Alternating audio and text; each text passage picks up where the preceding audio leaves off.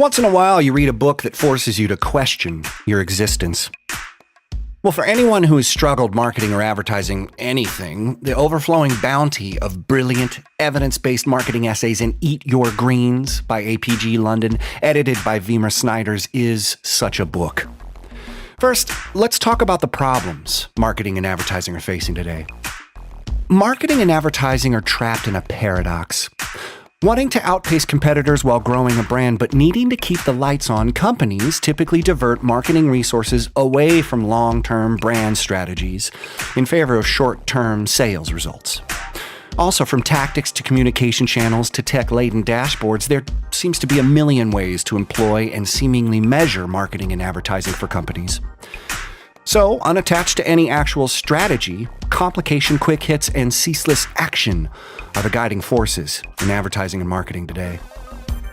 Eat Your Greens explains that the quest for short-term gains through tactics kneecaps any potential to grow and establish a brand. While smaller advertising campaigns create spikes in revenue, indeed they appear successful at the moment. Brand-building marketing activities, which can grow the brand over time, are completely ignored. So what's the answer? How do we get back to building brands through marketing? How do we get off our addiction to sugary short-termism? The answer's coming up today on Awesome. So grab a plate. Let's dig in.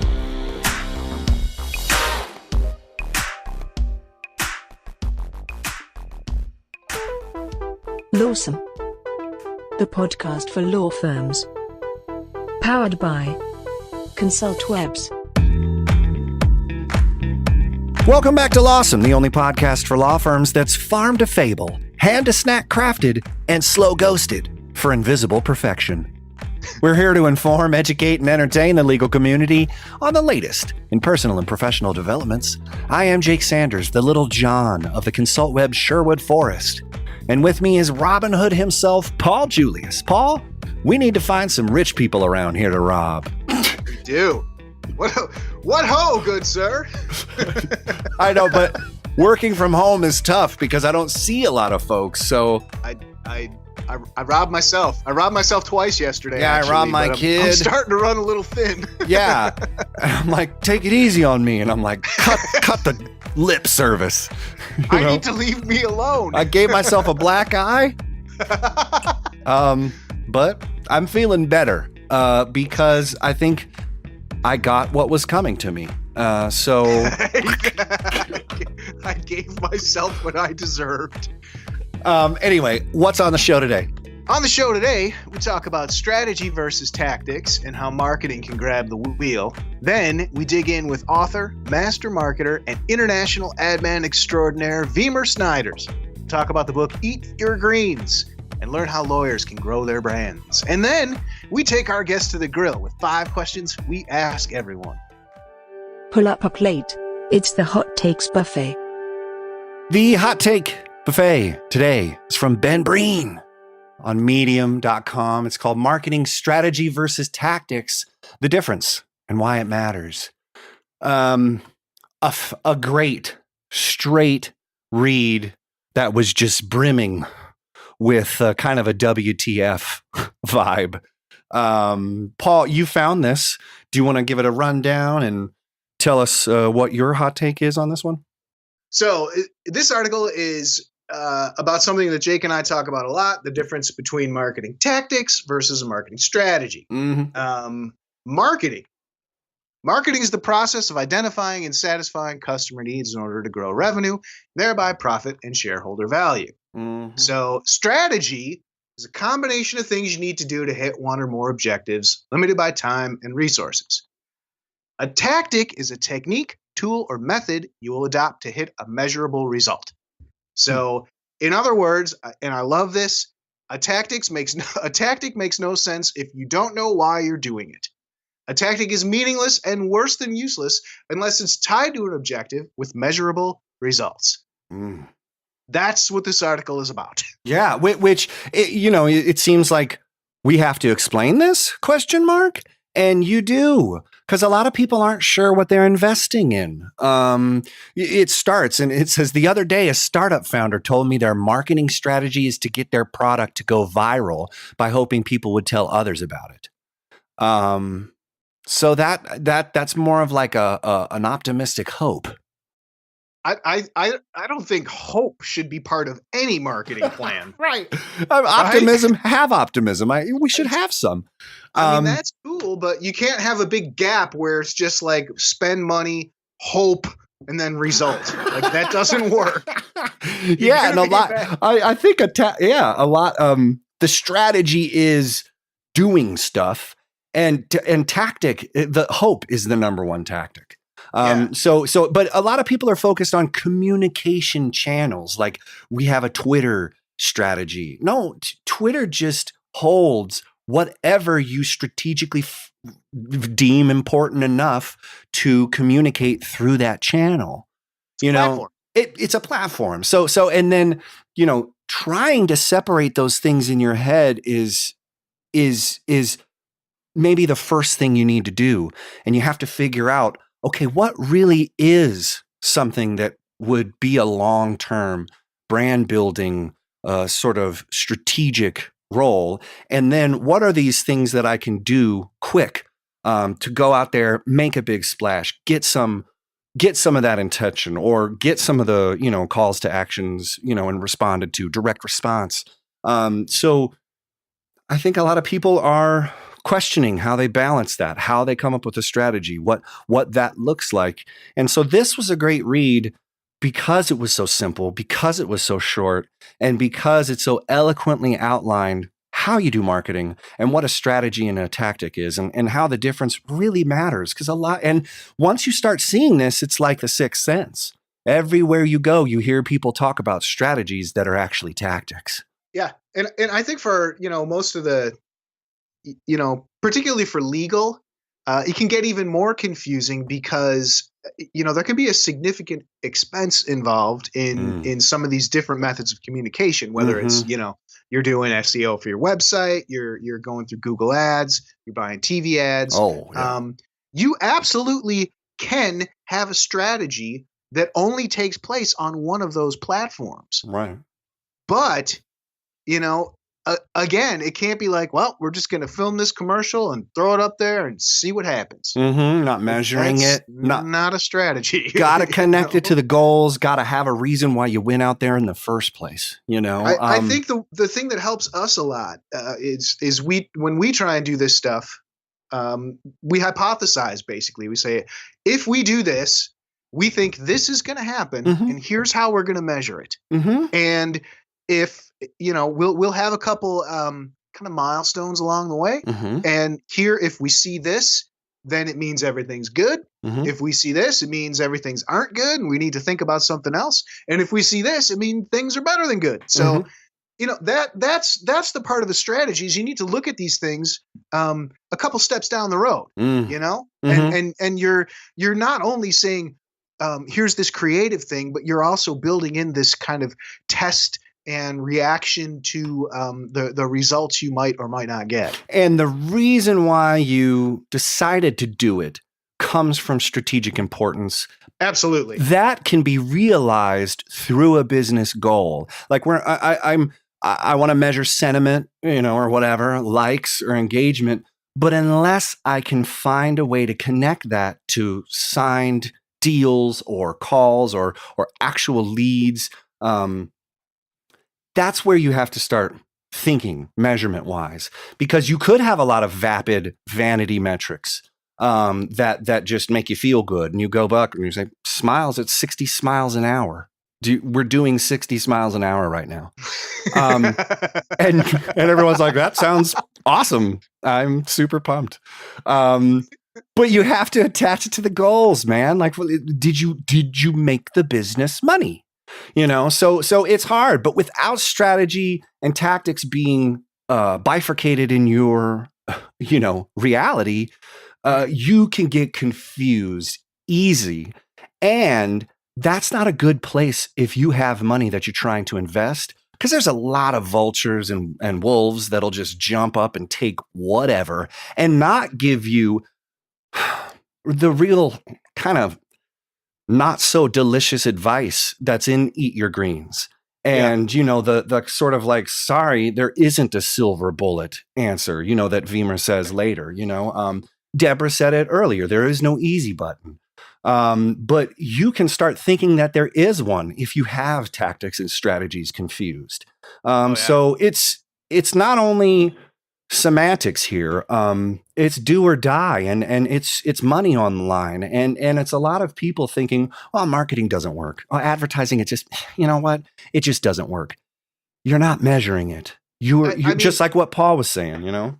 Dude, absolutely. It says it in this article. I mean, exactly what you just said. There is no magic bullet, but there is a process for getting marketing to work, creating customers and making money. And it says why it matters. Not having a strategy means not knowing why you're doing, what you're aiming for, whether it's working, or what to do next. It means you're winging it. Totally. That's it. Yeah. And a lot of people are fine with that. No, it's all good. We're just going to wing it. That's fine. But you can't expect the return on investment to come through in a meaningful way. And then when it comes time to pay the piper, you don't even know what song you're dancing to. You don't even know what the song sounds like. You don't even know who the piper is. Well, and I think the thing with a lot of these tactics is that you're kind of, I don't want to say gambling, but I do want to say that you're not with a strategy. You're gonna do some things like look at your competitors, look at your market placement, positioning. Exactly. Yeah. Right. Where do you get clients from? How often do those clients come back? Yeah. So these are things that when you have a strategy, you can look at this and be like, yeah, it really doesn't make a lot of sense for us to keep reaching out to existing clients if they're one and done. You know what I mean? Like you're going to have to dig in, or the other way, like, you know, people who do business law, maybe you're going to be doing bankruptcy law in a couple of years. I don't know. Yeah, it's a great example. I mean, and in Eat Your Greens, Wiemer talks about it. He says he started coming up with this thought of purchase frequency and expanding just the category buyers. People, you know, your job to grow the brand is to get as many people to buy it. Because he was looking at a jar of pesto in his fridge, and he was like, what? Like, these people must know you buy one of these little jars every 6 years or something like that. Yeah. Like there is at the pesto, we're making people nuts for our pesto. You know, they know that they get one within a period of 5 years because people aren't snarfing down the pesto. So how do you market that? How do you position that? It's different for that versus, some really fast moving good. So Wiemer talks about the differences in between package, product marketing, and service marketing. He gets into the Texas law hawk. He uses 2 different American farm metaphors for some weird reason. And he's just a brilliant guy. And we are extremely lucky because this is where marketing needs to go. I think when I started marketing, I was all in on social media. You know, I was like, dude, you're going to pay me to get likes or whatever, or be a comedian on Twitter. And it's actually served me well.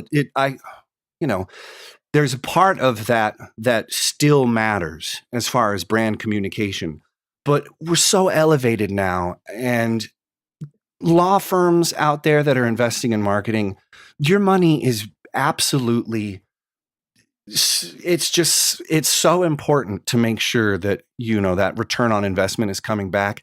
But we all need a better understanding on what that return means, and what marketing means, and what advertising means, and how to grow your brand. And, you know, I think he gets into it beautifully. And let's go to the interview right now. Stay tuned as we continue on a very special episode of Lawsome.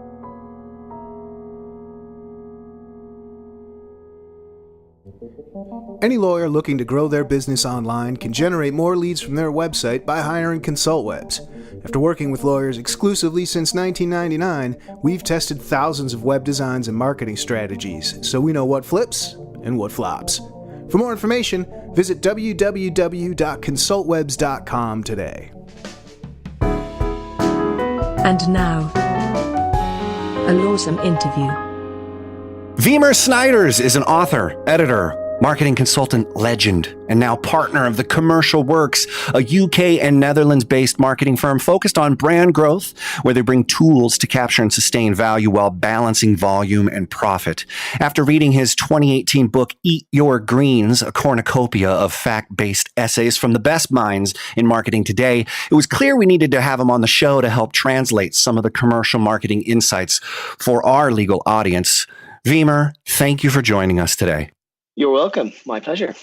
So, can you provide a brief overview of Eat Your Greens, explain the catalyst that sparked the creation of the book, and then talk about its reception in the marketing and brand worlds today? Yeah. So I'm trying to think of when it was exactly, but I think it's probably 2.5 years ago. I think that I was actually corresponding quite often with Ian Pritchard, who writes lovely pieces. And he used to do it quite frequently. And I think at one point we sort of discussed that there might be room for a book with multiple authors in it, because I think there's so many books out there that are written by a single person who has a certain perspective on the industry. I think when I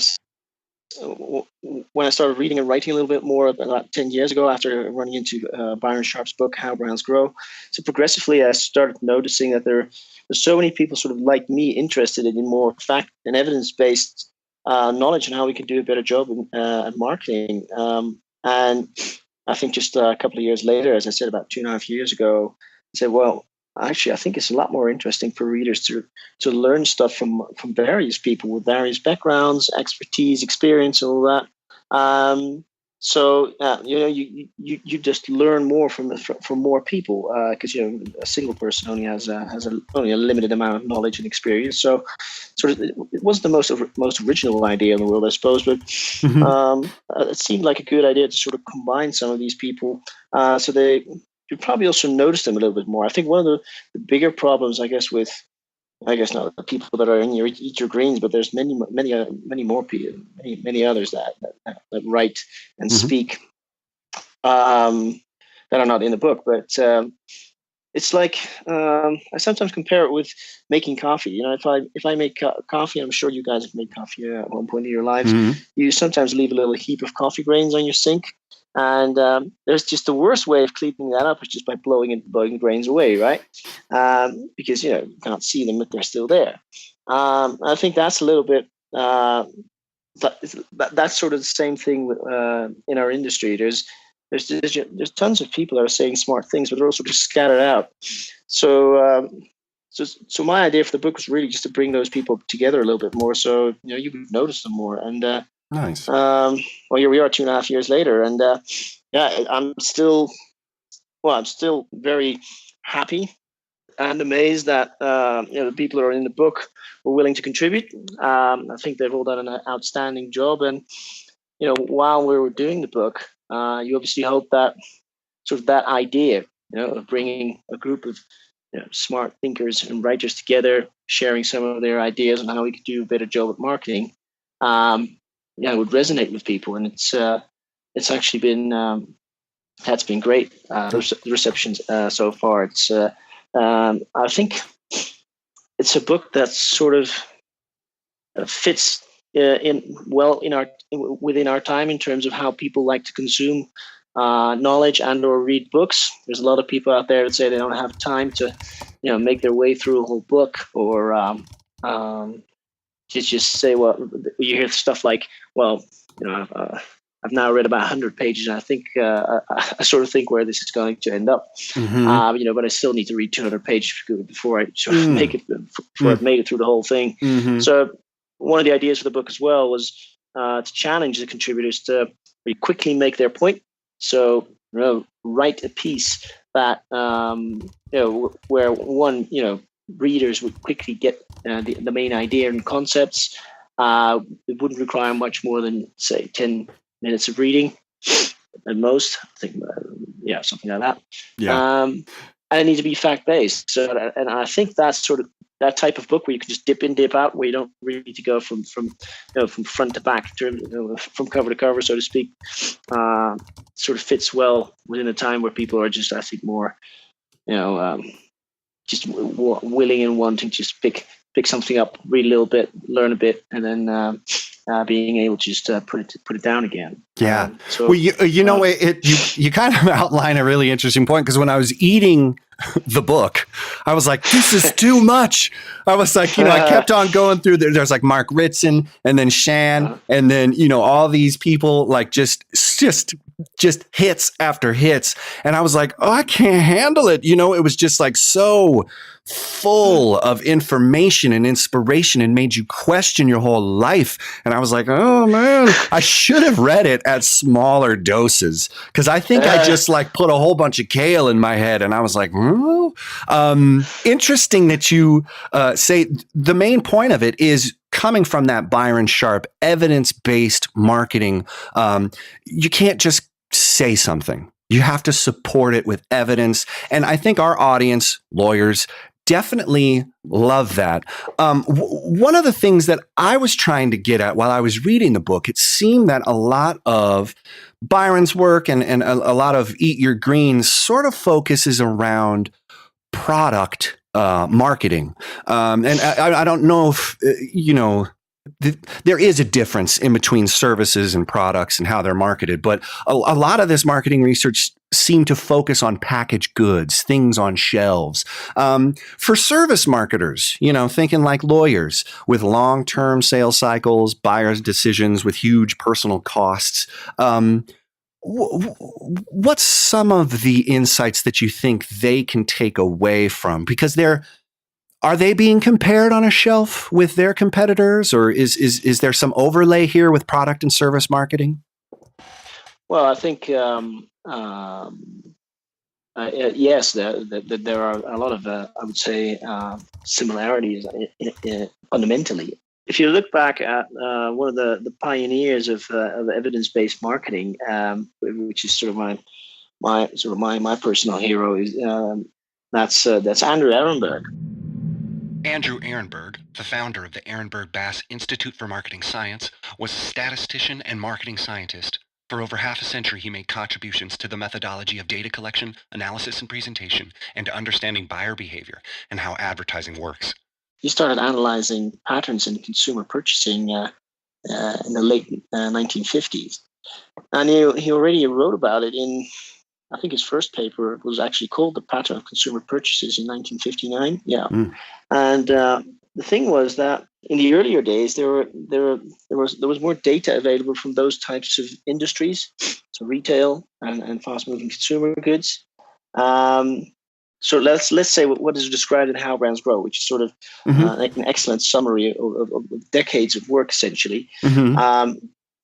If you read closely, there's a lot of examples of service industries or service markets or service brands in there. Even in Eat Your Greens, I think in my first chapter, I explained that some of these very fundamental patterns that we've discovered, as I said, in the late 50s, also apply in service markets. So the sort of the fundamental patterns in our buying are very, very similar. It just takes, in some cases, more time before you can see the patterns that we can more easily see in industries where purchasing is much more frequent. So the basic idea of a lot do a little and a few do a lot. You've got a few people that sort of spend a lot with you or buy frequently, but most people just buy you very infrequently or just don't spend a lot of money on you, and mostly on other brands. So I think those patterns, you will find those patterns in service industries. You just need to allow for more time. One of the most fundamental, I think, findings is if you want to become a big brand, if you want to grow, you just need to increase the size of your customer base. You'll just have to get more people in, and trying to make these people more loyal, buy more frequently, and all of these things is in many cases just a dead end.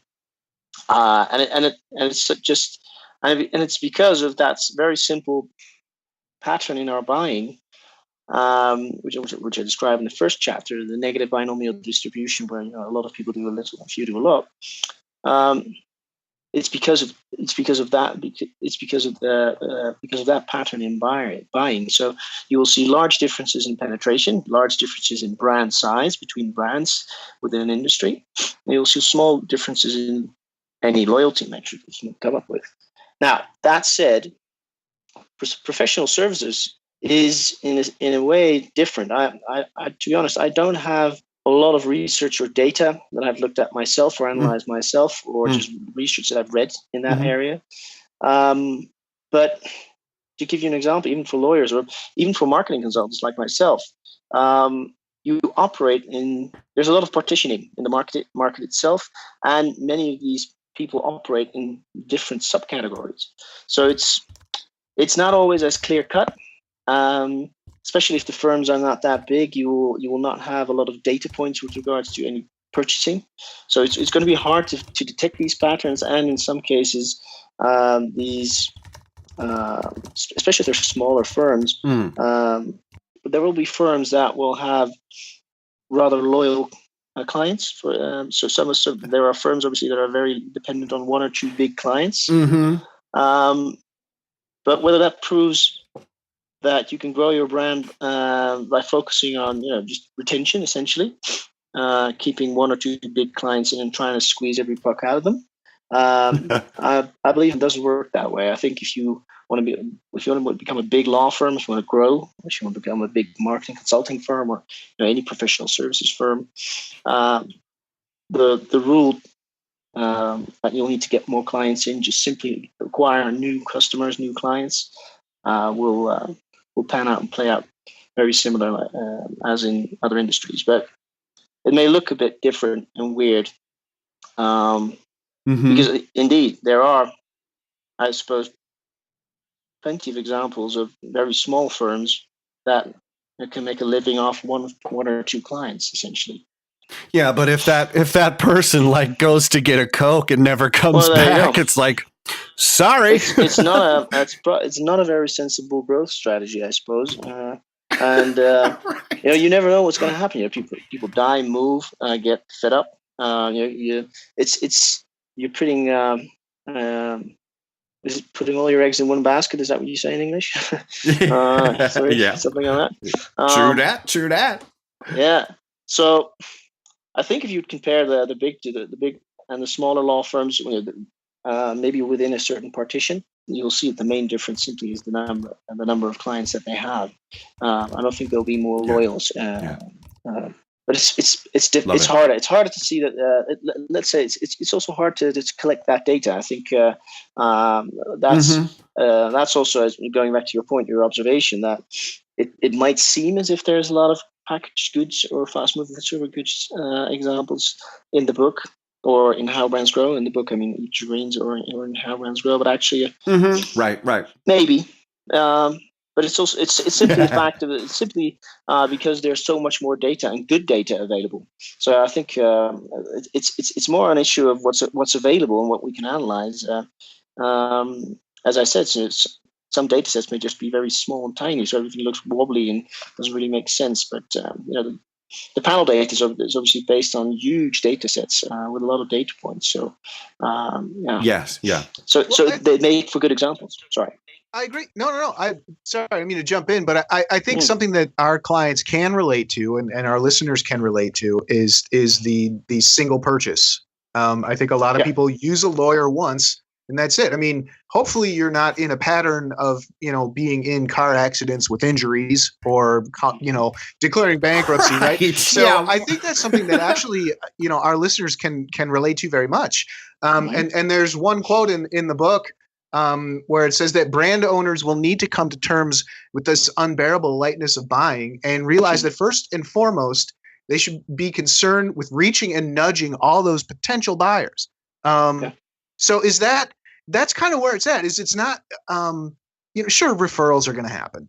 You're going to have people, maybe if you're in business law or something like that, where someone's going to be working on your corporate documents and stuff like that. But the reality is, it's kind of a zero-sum game, and whoever can get in front of the most eyeballs has the highest percentage, right? Yeah, I would think so. I think if you take a very particular segment, the higher end of the market, obviously there are only so many like big, I would say, Fortune 500 companies that you can work for, or even bigger outfits. I don't know the U.S. the legal market that well, but there's undoubtedly a select group of very large law firms that service the largest companies, corporations in the U.S. You have stuff like that everywhere. Absolutely. So obviously, at one point, it's going to be hard to. I don't know. I haven't seen the data, but potentially, you over the course of maybe 30 years, you might have worked for all of them or a very large part of them. But still, as you say, you will be competing with other firms. There might be new entrants, and you will have to keep reminding all those people that you are interesting. You've got something that is of interest. So it might not be. You need to sort of. There's still sort of room for a lot of penetration. That's in that respect, but it just also depends on how you define who's a client or not. It depends on the time frame you use, because you might, let's say there's 30 companies that you could work for, and over the course of 30 years you've worked for them all, but you're not working for all of them in the same time period. If that makes sense. So you will need to have a focus on, let's say, acquisition within a certain period, and not trying to milk the cow that's in the stable, so to speak. And I do wonder to what extent law firms, what sort of balance they make between retention and acquisition. I think they're more obsessed and concerned with retention. And let's take the larger market. As you say, there's a huge market for small legal services, whether it's accidents or divorces or anything like that. There is a humongous group of people that are potentially interesting to offer your services. And I do wonder whether law firms aren't, like many service companies, very much focused on their current database and maybe just reaching out to other people that they've done work for previously or try to do something else for.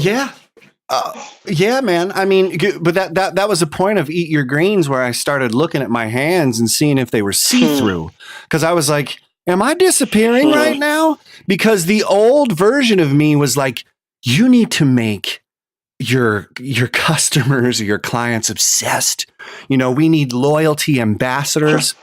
We're going to give everybody a pin, and then we're going to have a song we sing, and there's a flag. There's a special flag I've designed, but it's only for the loyalists. And there's these brown shirts that we wear, and then we march in this way, and then like, oh, wait a minute, hold on. It made me really question it, because everyone's thinking it's so much cheaper to keep someone in than go grab someone. And I remember thinking that. I was like, oh man. And so then that changed my whole vibe when I was coming in. I used to be a marketing director at a law firm. I was really focused on advertising. And then I heard that, and then I was really focused on retention. And now that I'm reading your book, I think advertising, distinct, clear, memorable, creative, assets that build on a brand, that's the gold. That's the only way you could chance, grow a firm. Yeah. So, in regards to advertising and legal, these people are not trying to make the most distinct ads. I think they're trying to rationally tell people why they're great.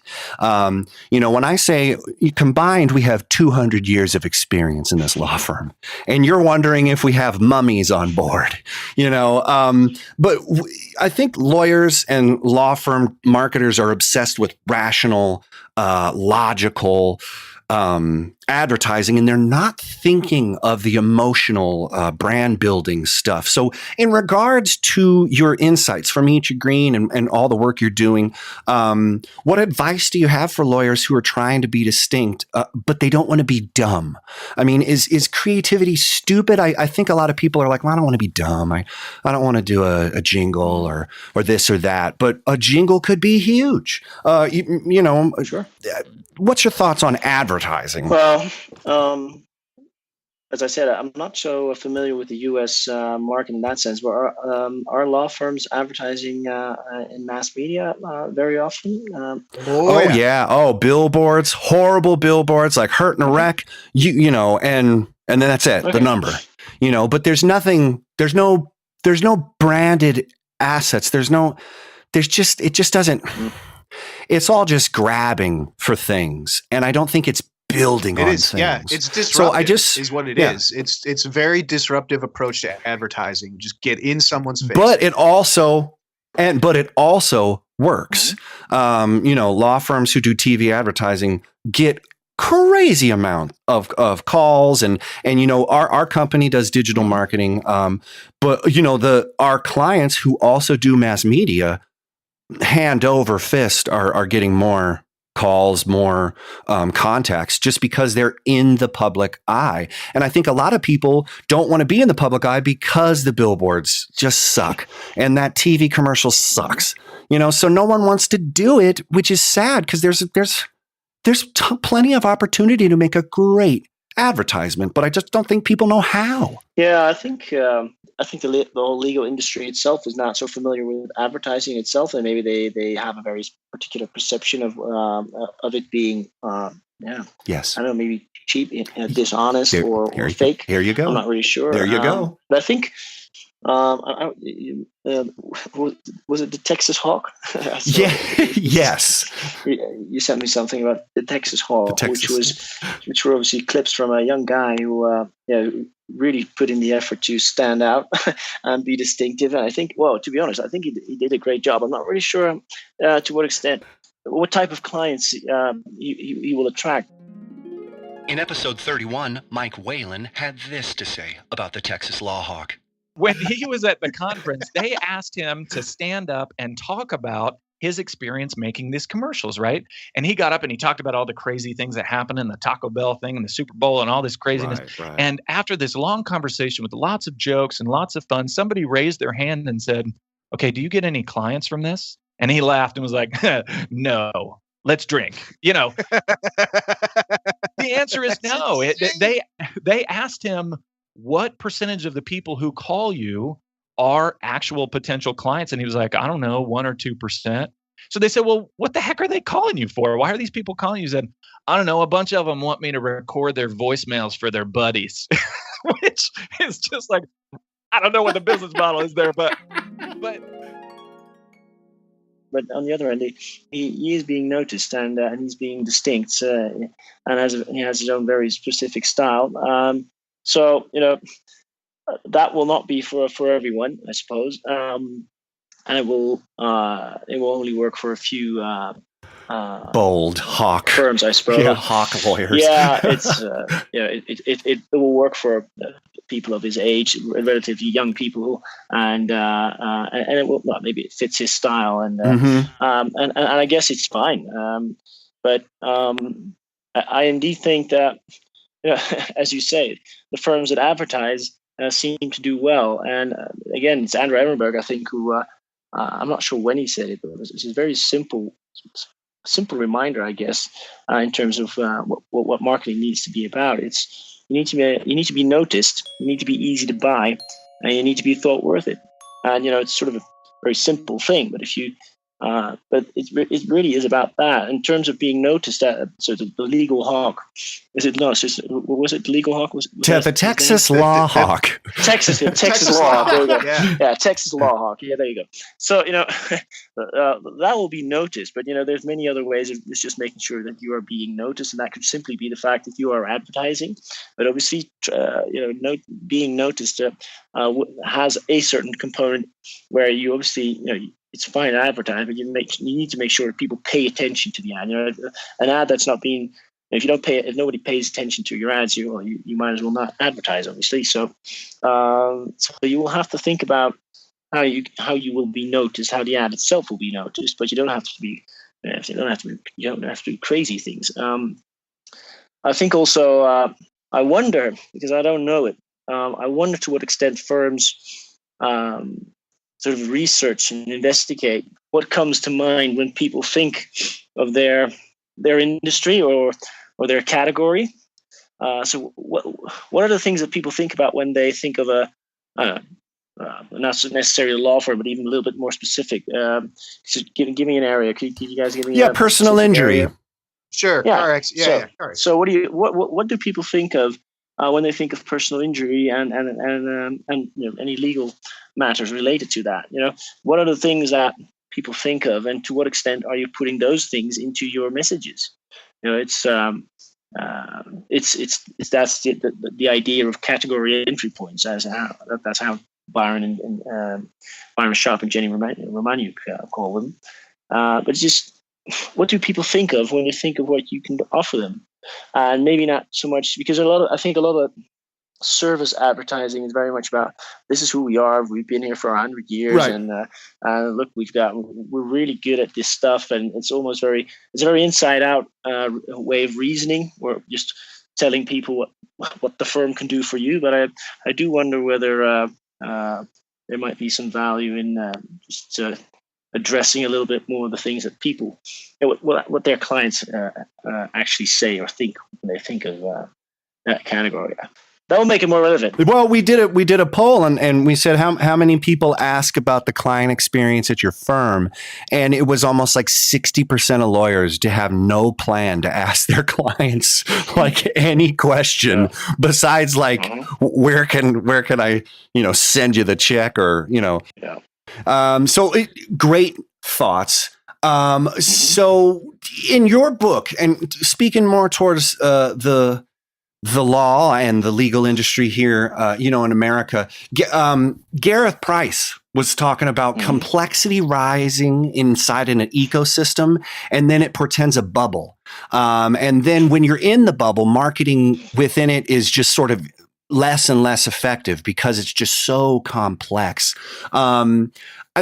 Legal services seems to be complex, and a lot of lawyers love to hide behind complexity.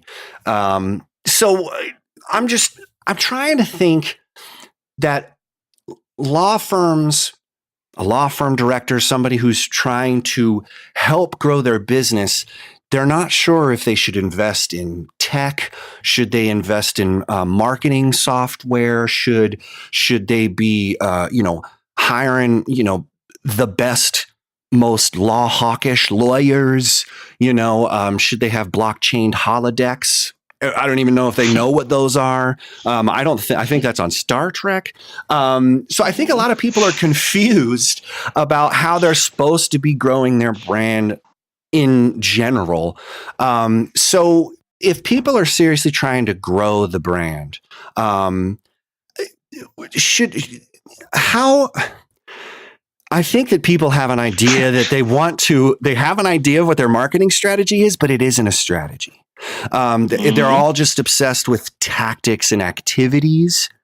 How do you help business owners separate in between activities and strategies? And then what's your eat your greens like advice on strategy, marketing strategy? Wow.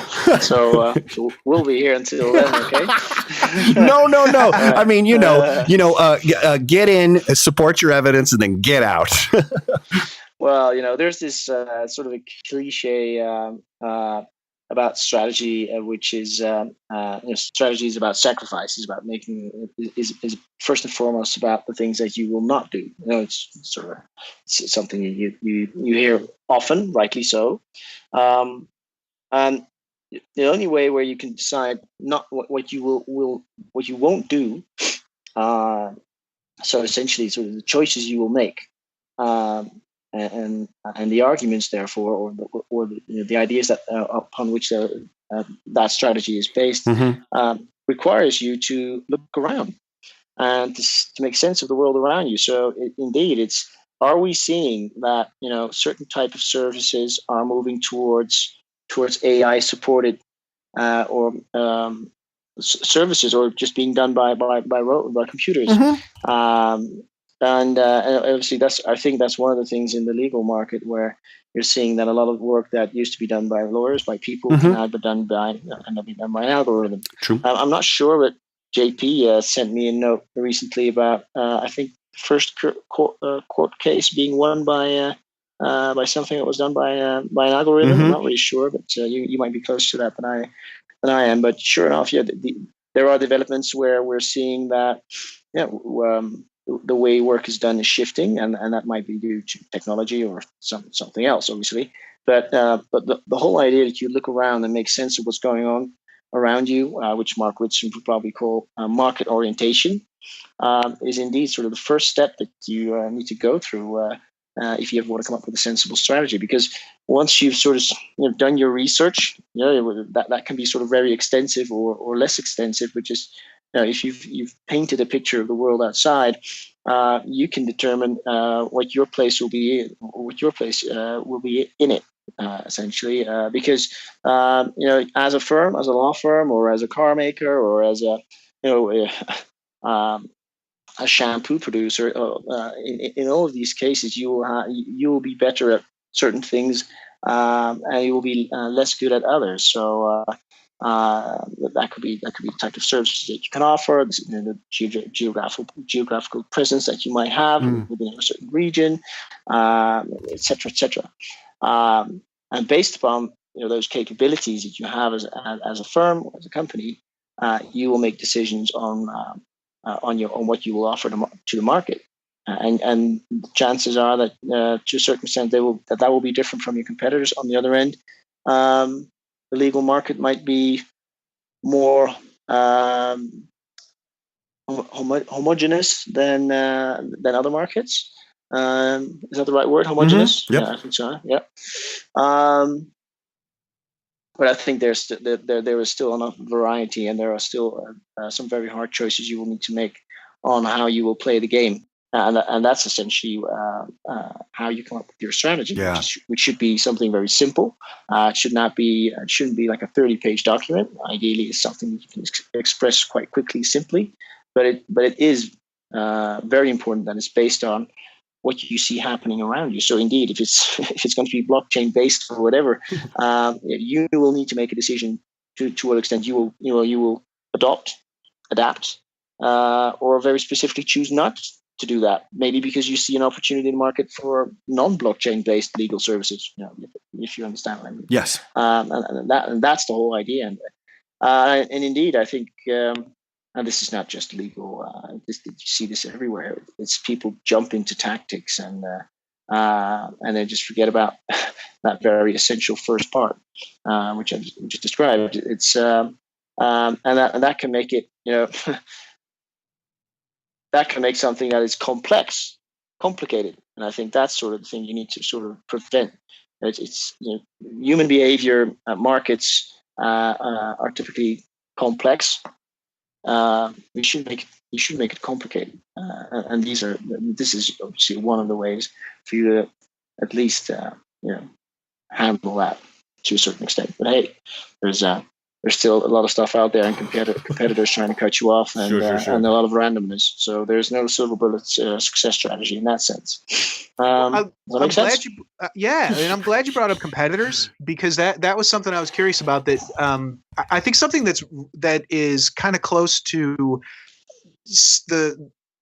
a similar market, I would say, would share similar characteristics, and you talk about it in your book, is car insurance. People, the car insurance is a little bit different than buying soap, or buying something else. But I think what's interesting that you say is that competition is defined more by brand size than by any special brand positioning.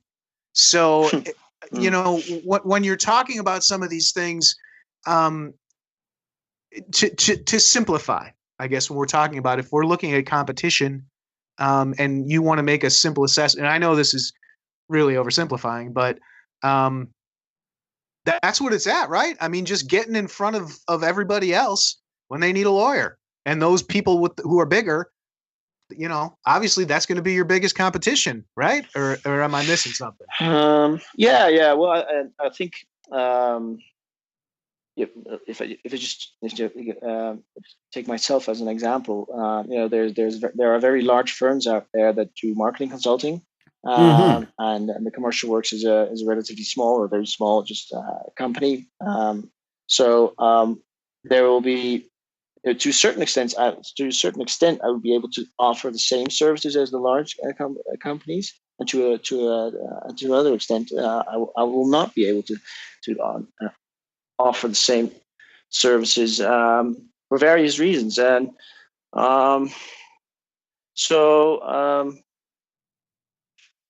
even for the big firms, the small firms can be, are competitors. I mean, that's essentially indeed where you're referring, I think, to duplication of purchase. The idea that you share your clients with it, or your customers with all the brands in the market. And most cases roughly in line with market share or size. But I think there will be some partitioning, to be honest. So as cleanly or neatly as it looked in the chapter I wrote, the first one, which has an example of, I think it was deodorants. Yeah, it's just a Dove example in there. So deodorants. You will, I think, when in professional services, you will see a bit more partitioning. So the bigger firms will probably share more of their clients with the other big firms instead of everybody sharing equally, essentially, or just sharing those clients more equally or more evenly. You see this in other markets as well, where, for example, because of price, markets tend to partition a little bit as well. But I'm thinking about it for the legal market a little bit. It can even just be services in general. I mean, I get what you're saying. If there's a difference, and I think it's kind of implied, where, if you pay rock bottom price, and this may not be true, but you're going to get rock bottom service. So there's, I can see what you're saying about just, there's a certain level, when you buy an iPhone, you expect a certain level, regardless. So I think that there's an impression there about pricing that, does have an effect. Exactly. Certain clients will, or certain firms will charge a premium for their services, and some clients will be able to pay that, and others not so much. So indeed, and these firms are obviously focusing on a very particular group of people in the market. So these are the big firms servicing the big corporations, and they will not be chasing the smaller clients in the market, because it's just going to be too expensive for them to service them, and obviously they might not even be in the market for the particular types of services that those large firms might offer in terms of M&A stuff, for example. Great example. Yeah. So there will be partitioning in that. But within those partitioning, indeed, I think you will see some sharing as it was described in the first chapter. I think this is how Byron Sharp obviously calls it, mental and physical availability. The big firms tend to have the greater mental and physical availability, so they'll have the biggest chance of being bought, essentially, being considered at least. Yes. That the market itself will partition itself to a certain extent. Dude, if people want to learn more about you, about Eat Your Greens, how can they find more about you, Wiemer? Well, I guess it's easy enough to look me up on LinkedIn and Twitter if they want to get in touch, or just stay up to date with what I'm doing. They can certainly follow me there. Go to Amazon.com or Amazon.co.uk. And you will be able to find the book there. I think that's the best place. And you can go to the APG's website. There will be a link there as well. And then you will go to Troubadour's website, which is the the company that printed the book. But you'll need to go to the apg.co.uk's website, and you'll be able to find a link there as well. So it really depends on what you prefer. I think the problem with Amazon.com is that the shipping might be pricey, so there might be some value in going to Amazon.co.uk. 5 questions we ask everyone. Number 1, what was the last book you read? Scale. The book Wiemer's mentioning is Scale, The Universal Laws of Growth, Innovation, and Sustainability by Jeffrey West. Yeah. All right. Number 2, what is your favorite place?